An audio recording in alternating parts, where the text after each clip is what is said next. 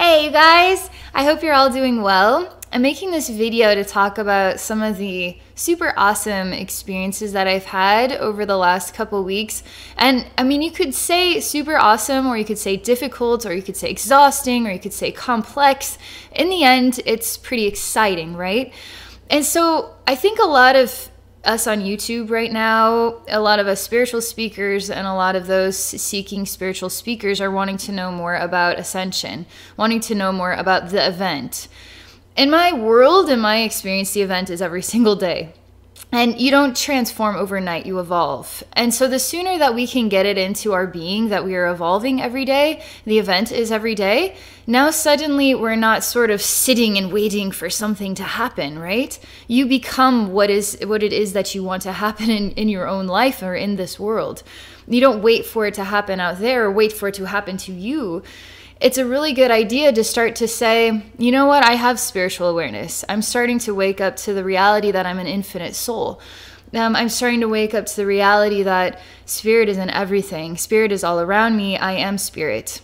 Starting to wake up to the reality that I am my own inner master, that I am my own God consciousness. So the sooner that you start to acclimate to this awareness, now what do you do with it? You just keep absorbing more conversations about human ascension and the event, or you start to do something with it. You start to get creative with it. You start to go inward with it. You start to explore your identity in its depths. So for me, I will say the last few weeks in my own ascension process, and I mean, I'm so spiritually connected. I've always been so spiritually connected that it's sort of like I can understand the excitement and the anticipation and then the wonderment about it all, the curiosity about it all. But I've been dealing with the spirit realm for so many years, and it's exhausting, it's frustrating, it's enlightening, it's awing, it's exciting, it's confusing.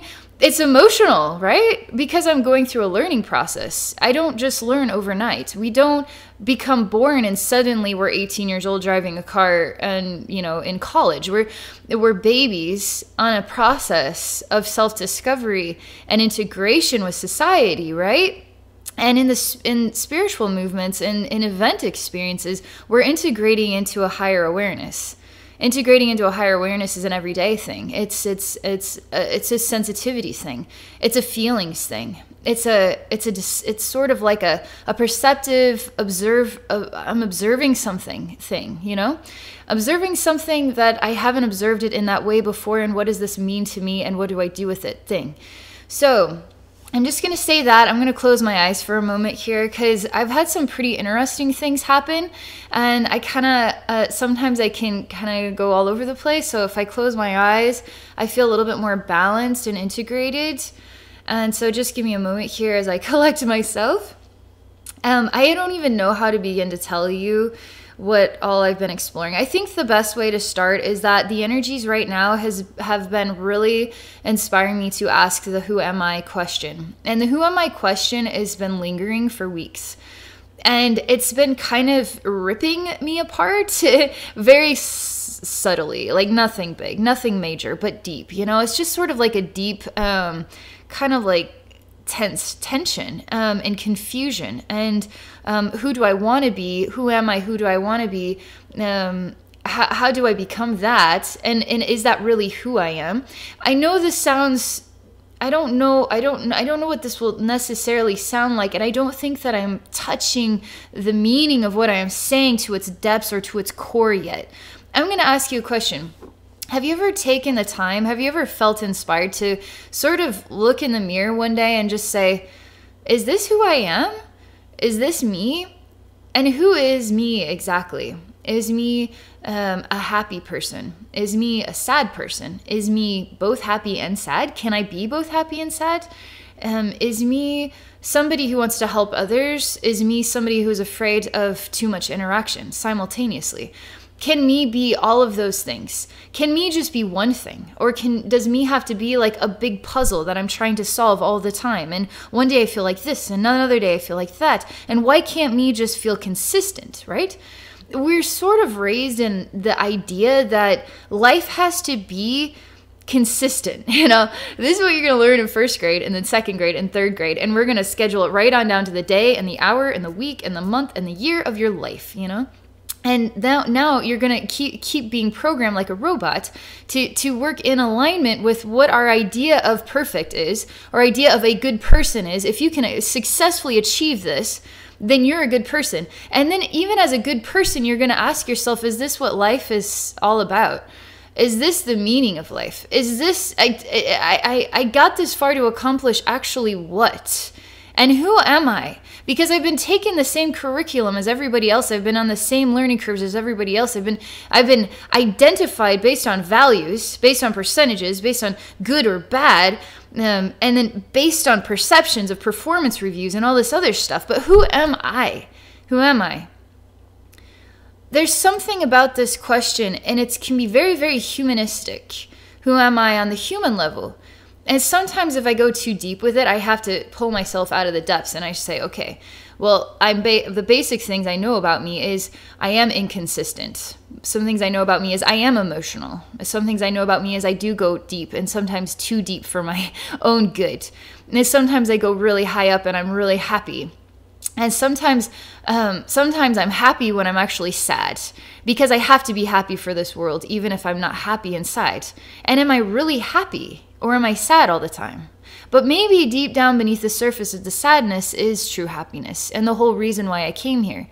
Do you see how you can get lost in this maze of the who am I sort of conundrum, right? But see, that's just me perhaps being too deep, because a lot of people would say, man, you need to chill out. You're taking this way too seriously. And it's like, but that's who I am. I just do that. That's kind of my matrix. I take things too seriously, perhaps, or too deeply, or too complex, because I love it, because I find it fascinating. And I didn't come here to be human so I could watch everybody be human. I did that for many years of my life. I was very observant of human behaviors and human responses, the way that they would respond in fear, or in, saying the right thing when they were really kind of leaning towards not feeling that way inside. Or, you can feel people out, So I'm going through this, like, who am I identity thing. What is my female side? What is my male side? How have I gotten through my life? I will say that a lot of my life has been very, very, very, very hard. And I've had to conquer so many mountains on my own, and I'm kind of sick of my own story. I kind of want to leave my own story behind, because I don't resonate with it anymore. I'm not that person anymore. But yet that's still my story, and that's the story that I use to help others through their own similar stories of conquering their own mountains so they can get to where I am today. That's still part of my story, right? I found a lot of my story, I was working with the male side of myself, because I had to be tough and I had to be strong and I had to set my emotions aside, because sort of men in society have to be tough and strong and set their emotions aside, right? So is that really my male side? Is that truly all my male side, or society's version of a male side? But I was working with that. I was working with that tough side in order to conquer this. And then I couldn't be softer. I couldn't be more feminine. I couldn't be, because if I was softer and more feminine, I couldn't have possibly tolerated the psychotic circus of fucked up shit that I had to put up with in the jungle gym of the world that we live in. That is a perfect world, right? It's a perfect world. Anyway, so I had to do all this, and I'm reaching. This is important because I'm integrating into the vent and what my relationship is with our relationship with time right now, because time is it's only an idea, okay? There's so many things in our world that are just merely ideas that manifested into a physical reality, but we don't realize that the ideas themselves were never physical to begin with. They were just simply ideas. And we worked with those ideas, and we created an entire society based on ideas. We integrated into it, and we became it. Well, now we're choosing to not become it anymore. We're choosing to become different. And men are wanting to feel softer. They're wanting to feel, they're wanting to have emotions. And women are wanting to feel softer as well. And we're wanting to let go, and we're wanting to know that it's okay to be emotional people. I feel like there's so many of us that walk down the street and we'll smile at each other sometimes, right? But what's going on inside the Pandora's box of each and every person on this planet? It's like the whole Robin Williams scenario, that happy, amazing man. What was in his Pandora's box? What is his message for humanity? I feel there's a powerful message in him, in the reality of this man that made us all laugh, that we all admired him, ends up killing himself, you see? I think that's a symbol of society today. But Ascension is also integrated into this, is also integrated into the human world that we're living in, with all this vulnerable stuff going on. And we're all still trying to be the totem pole of joy, when deep down inside we're processing so much of our current life experiences, past lives that we don't even know about, future lives that enter into the past lives. Like, it's a spiral of continuum. And there's so much infinite depth to this spiral, and to your identity, and to who you can access, what parts of yourself you can access. And that's part of the identity question. Who am I, right? So in my identity question marks, I've been asking myself, you know, I have many different versions of my higher self, many different sides to my own definition, all right? So I have a really happy-go-lucky side. I have a really deep philosophical side. I have a serious side, and I have a side that just wants to be pampered, right? So I have all these different sides to myself, and I can work with different aspects of myself through, you know, integrating into my dynamic personality, okay?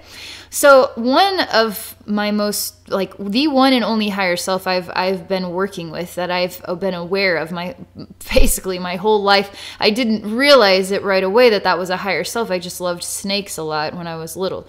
And so this snake love has integrated into my spirit realm and my spirit identity, and my higher self, and who is Abbey Normal, is a snake, a representation of the snake. Snake isn't an evil thing. It can be. It could be a twisted, jacked up evil thing. It could be a poisonous, toxic thing. It also can be a healing thing. It can be a wise, expanded, infinite thing. It can be Kundalini. It can be so much more than that. There's so many different sides even to the reflection of the snake, right? So many different sides even to the reflection of you. So many different sides even to the reflection of the event, okay? And the development of the human race. Cool news that is sprinkled into my reality is the ideas, our perceptions are shifting, are changing. So the ideas that manifested our material reality, okay, we're starting to access new ideas. I know, like, maybe that sounds too simple. Maybe that doesn't make sense. I don't know. But ideas are energetic things, right? Just like love. Love manifests healing, right? Because in hugs, love can be tough love sometimes too, and it can manifest challenge and hard learning, right? Love can manifest many things. Love is invisible. Ideas are also invisible things, but they manifest material items. Oh, I have this great idea for a movie I'd like to make. I'm going to actually start putting it into writing and get the actors, and then the film, all the film stuff. I'm going to get a whole crew going, and I'm going to make this movie. Now the idea becomes a physical product, an actual tangible item in our dimensional reality. We're working with infinite ideas. Why is it that the human race is choosing these ideas? Choosing a television, choosing a cell phone, choosing YouTube, choosing Google, choosing these types of clothes, choosing these types of behaviors, choosing. Why are we choosing these specific ideas?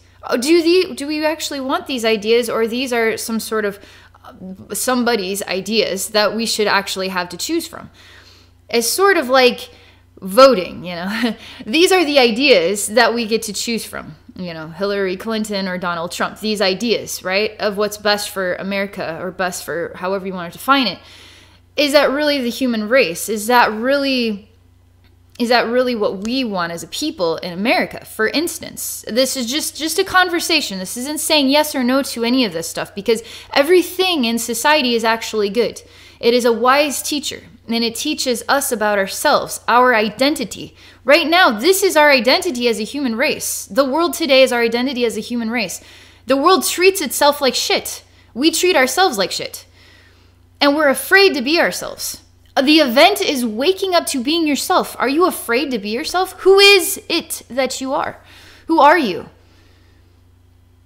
What are you afraid of? Are you afraid of knowing who you are? Are you afraid of stepping out? Are you afraid of psychic development? Are you afraid of the spirit realm? Are you afraid of demons? Are you afraid of conspiracy theory stuff? Don't be afraid of anything, because everything in this world is also you. Everything, because you're connected to everything. That's the event. That's human ascension. Realizing you're connected to everything. You and me, we're one. This skull here is also me, is also you. This item, this fuzzy item is also you and me. It's everybody.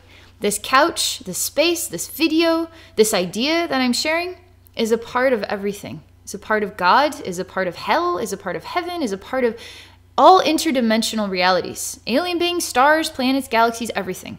Everything is connected. Everything. That's the event in Ascension, is having the awareness that you're connected to literally everything. Now, what version of ideas are you believing in? Are you supporting? Are you wanting to integrate new ideas into this world to shift and change the human race, which is also you? It's pretty crazy. It's pretty crazy stuff. So in this processing of my higher self, I was exploring in my identity. I was exploring, who am I? And Mother Snake is what I define her, because she's so sweet and motherly, right? But she's also very intense. Snake-like side can be very intense, can be a very difficult pathway, can be a lonely road, can be a poisonous road where you have to ingest all the poisons to conquer the poisons, to become immune to the poisons, to conquer yourself, to truly become a healer, because you've been there and done that. You've been destroyed by it and reborn by it. And that's the snake. And she's super loving. She's super motherly. And I wanted to know what was beyond this. And could I be somebody else? Could I be something beyond the snake? Beyond Mother Snake? And so Joe and I, my friend Joe Bradley and I, were talking. And he was talking to me about, he did a journey, basically. And in that journey, we were exploring this identity. And he was accessing another version of my higher self, who was, she was sort of like, well, what do you want to call me? You can call me anything that you want. And I wanted to call her Orangey for some reason, because when he was talking to her, I kept thinking of like a bright orange sun and citrusy orange. And I was like, I'm going to call you Orangey.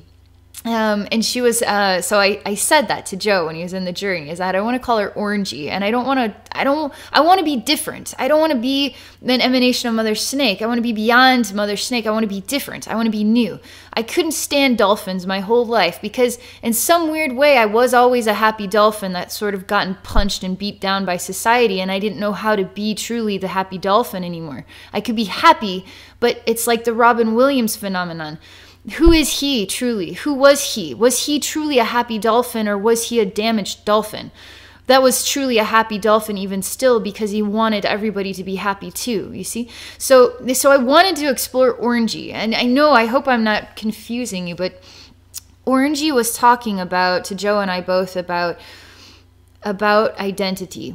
And identity that has a relationship with everything you've ever come to know. And that relationship can be pain and suffering. And it feels like a chaotic world, and it feels like a relationship with chaos itself. And if you were to define yourself as everything you've ever been in this whole life, could you simply say, I am complete with this, and move on, and now be reborn today without relationship with anything you have been up until this point, starting fresh from scratch today? Could you do that? And I'm telling you, it was a deep place, because it's not easy to just say, I don't need the chaos anymore. I don't need it anymore. And truly say that from inside yourself and move on from it.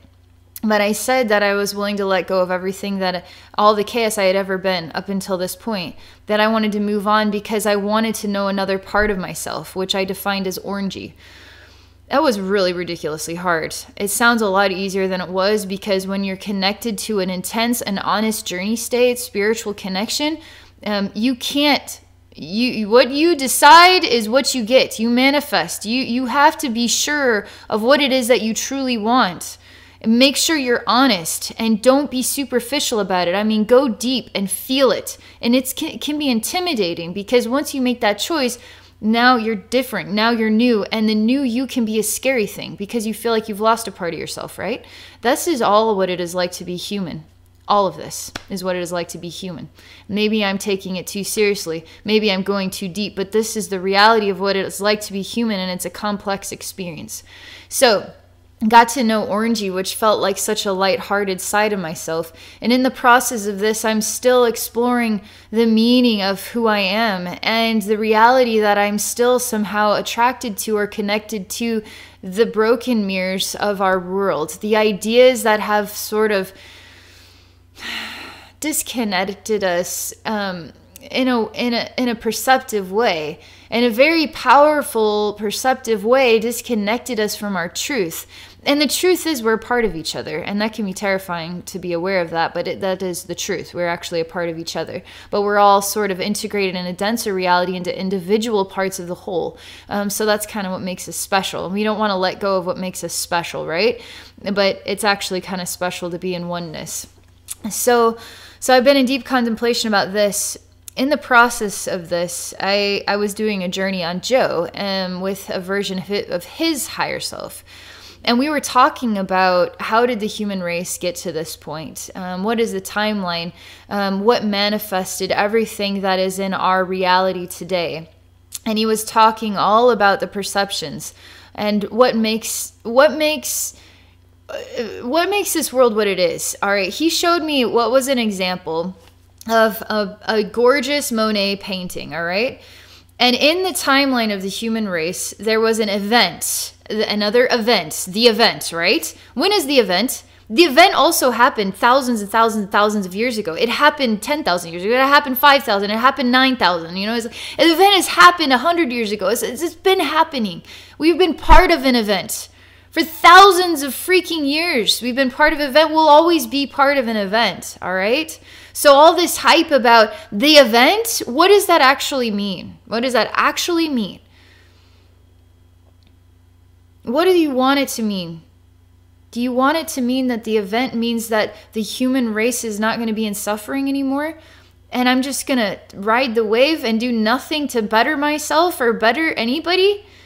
I'm just going to wait for it to happen, for angels to come out of heaven and take care of us all, but I'm not going to work on myself. I'm going to let an event do it. You are the event. I am the event. This video is the event. This event that inspired a shift in the perception, a timeline of the human race as we know it in this version of a reality of the human race and planet Earth. So there's an event that took place, and this event actually started, he was showing me, this is my version of how I translated it. He showed me in the universe, because we're all part of the fabric. Like you could ripple the universe a trillion bajillion light years away, and that ripple, like a wave, will affect our timeline, will affect our perceptions, will affect us. That's why stars affect us, planets affect us. But there was a ripple, an interdimensional ripple that took place really far away from here. And it was huge, and it had to do with some sort of parallel reality, and a bigger consciousness was perceiving this. And it was a separation between the identity of male and female. Sounds a lot like planet Earth. Sounds a lot like what we're exploring is what is male, what is female. Am I male? Am I female? Am I male and female? Whether you're a man or a woman, you can be both. It's an identity exploration, a gender identity exploration. It's complex. We're complex beings. So this event took place way far away from here, and it shifted a ripple across all the parallel universes and all the timelines, and there was a huge shift, literally like a giant Wheel of Fortune shift that altered our dimensional reality. And we started to, basically what it did was take a giant bucket of black paint and threw it on the Monet painting. And our perception was that everything turned to darkness. Everything went black. Everything did. He said, this version of Joe's higher self said that nothing actually happened. The black paint never really existed. And black paint never went on the Monet painting. But the perception was that is what had happened. And we became entangled in the perception of darkness. And the perception of darkness now manifested all this illusionary learning and fear-based learning and chaos. We're all being ripped apart and ripping each other apart. When are we going to stop? that's the cool news, because in my own exploration of who am I, and Joe talking to his higher self, which this is a new version of his higher self he's working with, we started to learn that the perceptions again are shifting. And that is part of this new event. It's all part of the same timeline, because the greater consciousness finds its own self-completion. The own God consciousness can find its own version of a completion, which is also us finding our own version of completions together. And we're actually at that level as a collective. We're starting to see through the black paint, and we're starting to realize the Monet painting is there, and we want something beautiful. And we miss beauty. We miss pristine, loving energy. We miss taking care of each other. We miss healing. We miss love on that level. And because of that, there's a power, there's a shift happening, and we're starting to come back to this other perception, this other idea, because all it is are ideas. What if your entire life was just an idea that you were living, you know? And this whole historical schematic of the human race was all based on ideas. That's it. It's all just ideas. It hurts. Some of these ideas really, really hurt. And some of these ideas give us hope, you know? Some of these ideas are us exploring reality in this way, which makes it special because it is special. So I'm telling you all of this because these are big components of the energy right now, the who am I, the deep feelings. I've been feeling unusually exhausted. And so if you too are feeling unusually exhausted, if you too are feeling an unusual sensitivity, emotional sensitivity, a struggle within yourself, that is what's going on right now. We're being molded and shifted and shaped to new perceptive accessing new perceptions, shifting our identities. I mean, shifting entire timelines. This is heavy duty stuff. This is the heat and pressure that creates the diamonds, right? And the more you wake up, the more you'll become sensitive to this. So last night I had a bunch of dreams, and these dreams were again reiterating what I'm talking about. It was an entire night of dreaming about something very terrifying. I woke up about 3 a.m. and basically there was something there, all right? There was something that I was feeling, and every time I had even one thought, and it could have been just a word, and then the thought was several words, and then every single word of the thought was sort of like a thread, like a dental floss, and it was sort of wrapping around me, and I was starting to get so wrapped up because I was trying to figure out what was going on, and in the process of figuring it out was another line of dental floss that was wrapping me up to the point that I couldn't hardly breathe. I was trying to do a journey to figure out what the heck is going on here. And so I just chilled out, right? And even in the journey process, each element of the spiritual I was trying to get in the spirit realm, it was turning into dental floss that was roping me up. So I had to come up with a solution, all right? I had to come up with a new approach.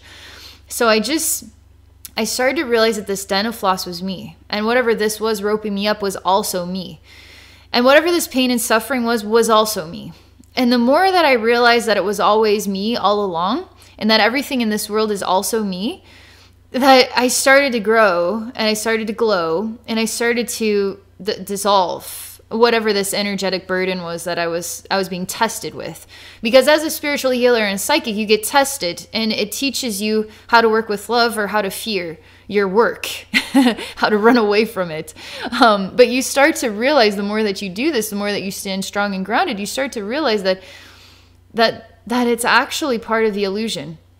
And that if you can face your fear, then the fear just dissolves because you become connected to who you truly are, which is everything.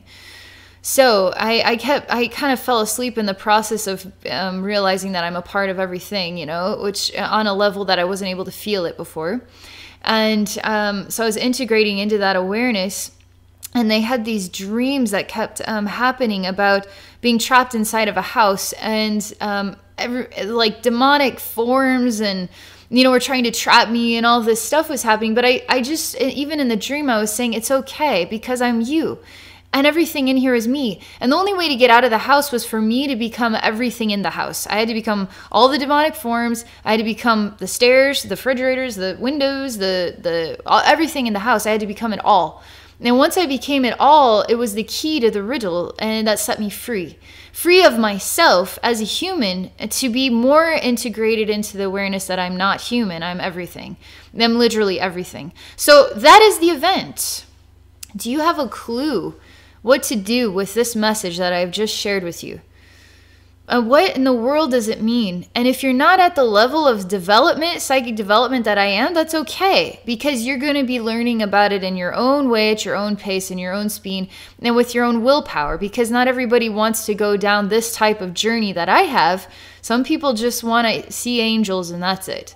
And some people just want to work with Reiki and that's it. They don't want to know what type of terrible aspects there are that we've created. Part of the ideas of everything, right? But it's all you, and it's all me, it's all everybody, it's all of us. Nothing to be afraid of. So I'm gonna stop for a moment. I feel like I've said everything I need to say. I'm just gonna close my eyes and just see.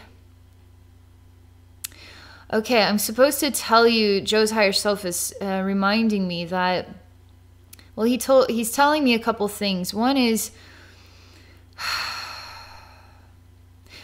that I started to realize that I was sort of disowning myself by not choosing to embrace the mother snake side of myself, because that is also me, as orangey as me, as the dolphin is me, as the broken dolphin is me, as Robin Williams is also me, as Jesus is me, as God is me, as everything is me. Does that make me a lunatic? Is that just another idea that is also me? Does it make me totally normal? Does it make me abnormal? Does it make me all of these things? Does it make me a Monet painting? Does it make me a Monet painting covered in black paint? Who am I? I am also Mother Snake. And I always will be. And I started to realize that I can't just have one scale on my snake skin, right? I have to have many scales on my skin. And that's, each scale is sort of another reflective aspect of all that I am. Another aspect of my identity that makes me beautiful. And the more that I start to realize I am all of these things and not just one thing, the more I'm getting in tune with who I truly am is everything. And so are you. So that was something that he helped me to understand. And he's reminding me that it's very important that you know that, again, in another way you could put it, the veil is lifting. What does that mean? What does that mean? It just means more access to your identity, your infinite identity. And you have access to discovering more of that infinite identity whenever you're ready to. Baby steps, you know? Baby steps conquer a mountain. Baby steps do. Baby steps will conquer an entire lifetime. And a lifetime as a human being, a single lifetime, is lots of mountains. So, this is good news. This is all good news. We are accessing more of ourselves. I am accessing more of myself and appreciating more of who and what I am, because I'm all things. And I'm learning how to conquer illusion with more finesse, because I'm realizing that I'm part of the illusion and that I am the illusion. And there's nothing to be afraid of in that. And so I can let go of being human. I can be more my spirit, because God is fully aware of everything. And so I too have to step into an awareness that I too am everything. All right, that's all I'm going to share. I want to thank you all for watching, exploring this video, giving you all a very big hug, because it's not easy. It's not always easy to live this life. It's not easy for me. It's not easy for any of you. Not easy for anybody, right? So everybody deserves a hug. Everybody deserves love. Everybody deserves a helping hand. I hope this video is a hug and a helping hand and a perspective for your own self-discovery. And if you ever want to get connected with me, I do share psychic sessions at my website with energy work and wisdom. And Joe and I also do sessions together at my website too.